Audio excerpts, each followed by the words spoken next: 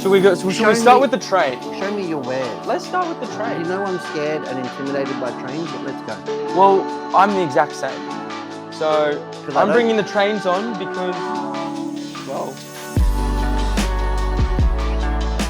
we need someone to, and we just had a heap of trains drop in store, like a lot. We're stocked again. We've got Pico accessories. Yep. Bachman. We've got the Woodland Scenics coming in. Woodland Scenics, Green everything. Stuff World. Green stuff, absolutely. Heaps of stuff. Hiki. Yeah.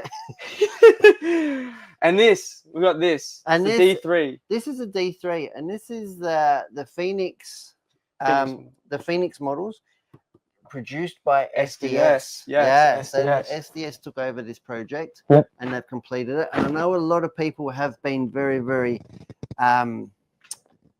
anxiously waiting for it. So it's been really popular. There was heaps on pre-order. Yep. But I thought I would take the opportunity to show it. Not that I know much about it. What do you know? What do you know about it? Was it 19? When did it first come in? 1903. 1903. 1903. This locomotive entered service, and it went through a number of designations. Designations, so numbers. I'm going to go to Zoomtown, mate. Yeah, of course. Let's get in there. I'm going to put us in there too, so people know that we're still there. Okay.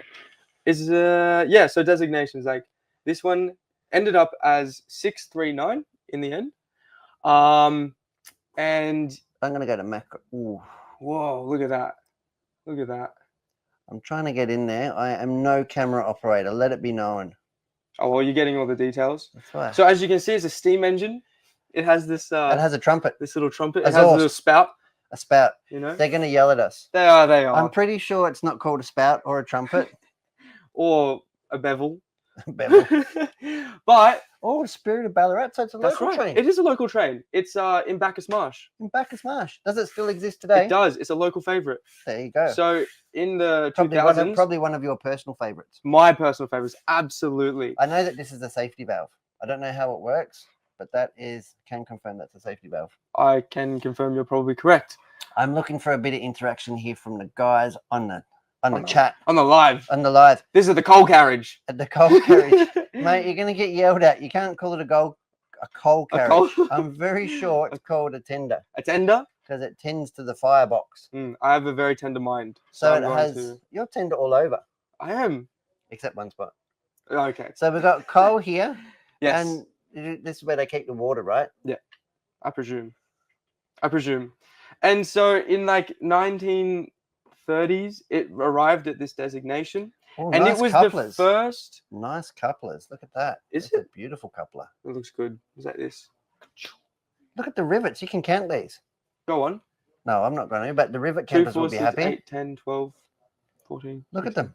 Yeah, they look nice. It's got full firebox and control detail. I can't get it up in there. I'm not skilled enough. Do this? Nah. No.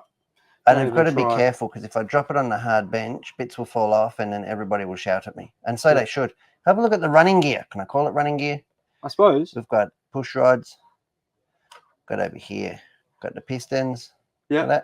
Look at that. And the steering wheels. Beautiful. This is the first vintage locomotive in Australia. 1974. Really? Yeah. 1974 or maybe 64. And then 2 years later, you've already done it. That's all right. 1976 or 66, it was one of those two. They created a class of vintage locomotives in Australia. And then Bob Hawke, he named this the Spirit of Ballarat in the early 2000s. Yeah. There you go. When it started doing shows and whatnot. So that is fantastic. So there you go.